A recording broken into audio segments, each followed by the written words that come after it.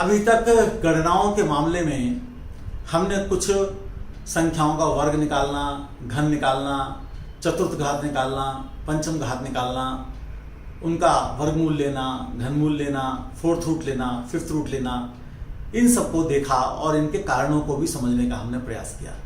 आज हम गुणा के तरीके पे आ रहे हैं कि क्या गुणा करने का भी कोई तरीका ऐसा हो सकता है जो आसान हो, और अगर है तो उसका क्या कारण है, तो उसको हम थोड़ा समझेंगे। पहले तो हम ये देख लेंगे कि तरीका क्या है। जैसे 23 को 57 से गुणा करना है तो आपके पास 3 स्टेप्स हैं। पहला स्टेप है इकाई को इकाई से गुणा करना, दूसरा स्टेप है इकाई को दाही से और दाही को इकाई से गुणा करके जोड़ना, और तीसरा स्टेप है दाही को दाही से गुणा करना। लेकिन हम जानेंगे कि ऐसा हम क्यों करते हैं।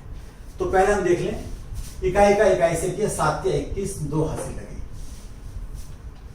अब इकाई का दाही से और इकाई का दाही से गुणा करके जोड़ेंगे। 7 दूनी 14, 5 तिया 15, तो 14 और 15 29 और 2 31। अब हासिल हमारे पास 3 बचा।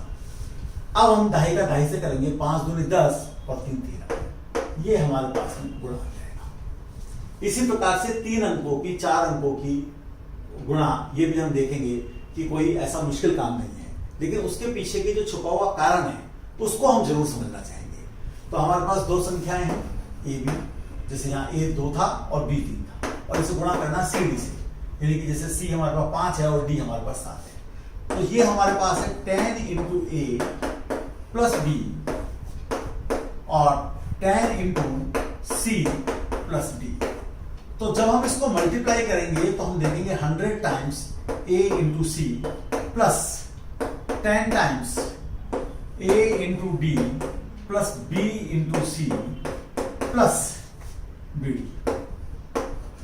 ये हमेशा ध्यान रखिए कि 10 से मल्टीप्लाई करना माने एक जगह इधर खिसकना, क्योंकि जैसे 23 में आप 7 का 10 टाइम्स जोड़ रहे हैं तो फिर 7 आपको यहां लिखने की जरूरत नहीं, आप 7 यहां लिखिए, क्योंकि 7 का 10 टाइम्स 70 हो जाएगा।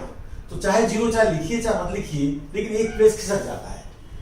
और 2 बार अगर आप 0 ला रहे हैं, 100 से गुणा कर रहे हैं, तो 2 प्लेस खिसका लेते हैं। तो पहले हमारे पास यहां पर ये लिखा हुआ है ए बी और यहां लिखा है सी। सबसे पहले आ रहा है बी इंटू डी, इकाई की इकाई से गुणा, जो कि आपने किया। दूसरा आ रहा है A into D plus B into C. देखिए, इकाई की दाही से गुणा, इकाई की दाही से गुणा और जोड़ दिया। और फिर तीसरी बार आ रहा है ए इंटू सी, यानी कि आपके पास इकाई की इकाई से गुणा। अब यही काम आप 3 अंकों की संख्या के साथ भी कर सकते हैं। उसको भी एक बार देख लें।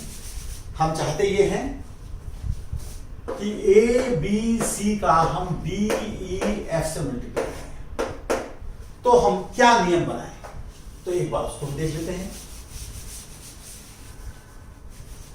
तो हमारे सामने है A B C multiplied by D E F, और उसको हम कैसे लिख रहे हैं, तो उसको लिख रहे हैं हम 100 times A plus 10 times B plus C multiplied by 100 times B plus 10 times E plus F. Mathematics में और साइंस में प्रूफ का बड़ा इंपॉर्टेंस है।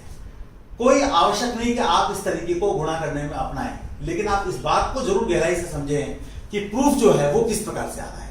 क्योंकि प्रूफ्स को अगर हम जानना शुरू कर देंगे तो न केवल हमारी अपने विषय में रुचि बढ़ेगी, बल्कि स्वयं भी हम कुछ नई बातों को निकाल पाएंगे। तो सबसे पहले मैं सबसे ज्यादा घात का लिखूंगा, जिसमें 4 अंक आ रहे हैं शून्य के, 3 4 ए इंटू डी। अब मैं देखूंगा 3 अंक कब आएंगे, जब इसका इससे गुणा करूंगा। तो मेरे पास 3 बार है, तो ए इंटू ई है।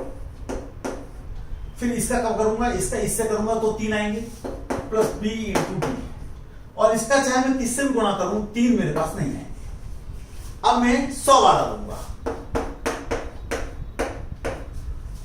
तो 100 वाले के साथ क्या हो रहा है कि इस वाले का मैं गुणा करूंगा इससे, ए इंटू एफ, प्लस इस वाले का गुणा करूंगा इससे, बी इंटू ई, और इस वाले का गुणा करूंगा मैं इस वाले से, सी इंटू डी।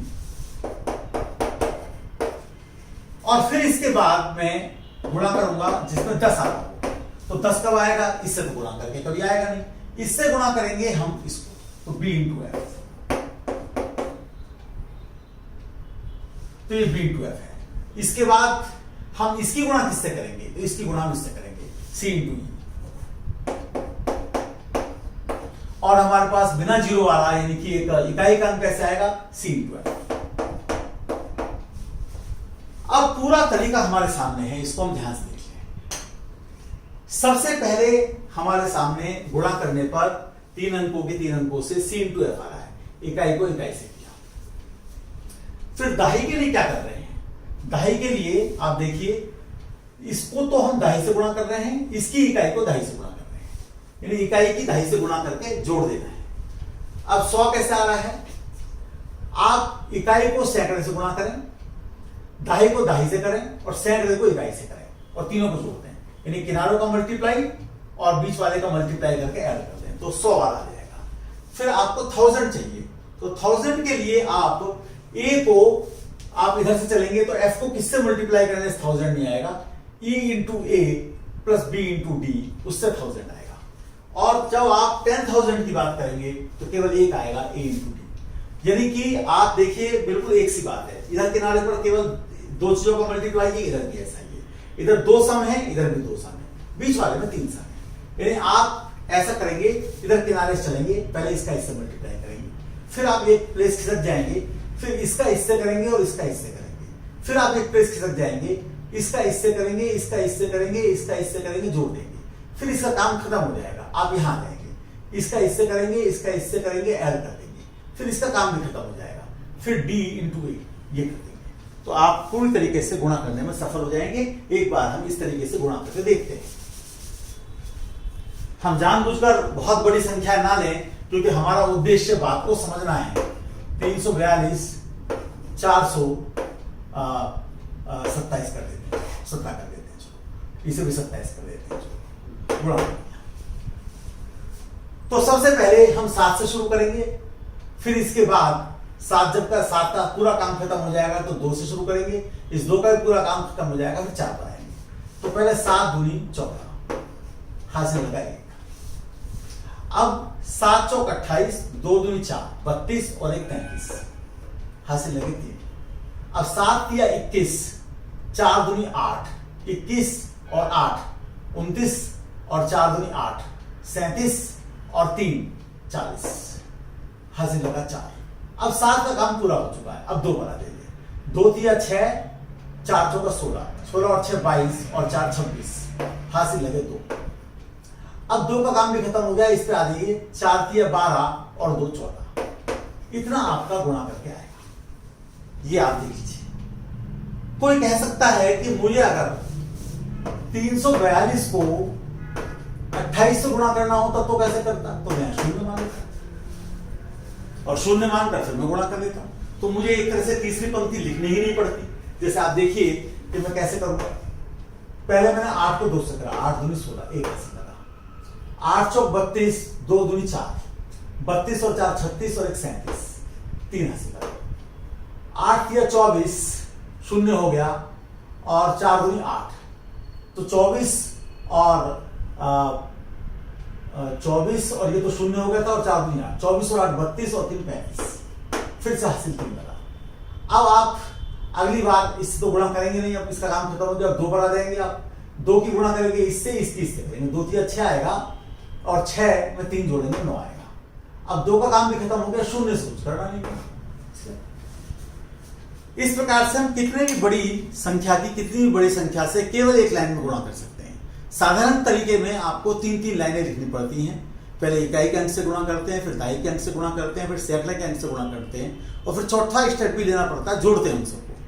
तो उसका कारण भी आप यहां से जान सकते हैं कि ऐसा हम क्यों करते हैं, इस प्रकार से गुणा करके उसे भी आप ढूंढने की कोशिश करिए। मैं थोड़ा सा उसको भी चाहूंगा कि आप उसका कारण ढूंढने की जो सामान्य तरीका है गुणा का, वो क्यों काम करता है। न केवल ये, बल्कि आपको ये भी सोचना चाहिए कि हम जोड़ना, घटाना, गुणा करना राइट साइड से करते हैं और डिवाइड करना लेफ्ट साइड से करते हैं, तो ऐसा क्यों है, उसका भी कारण आप लोग ढूंढने का प्रयास करिए। अगली बार मैं आपको संख्या 9 की कुछ विशेषताएं बताऊंगा और उन विशेषताओं में एक विशेषता ये होगी कि जब हम कोई गुणा करते हैं या जोड़ करते हैं तो ये देखना फटाफट कि हमारी गुणा में या जोड़ में गलती तो नहीं है, तो 9 का उपयोग करके हम करते हैं। तो उस पर हम चर्चा अगली बार करेंगे। आज इतना रखते हैं, बहुत बहुत धन्यवाद।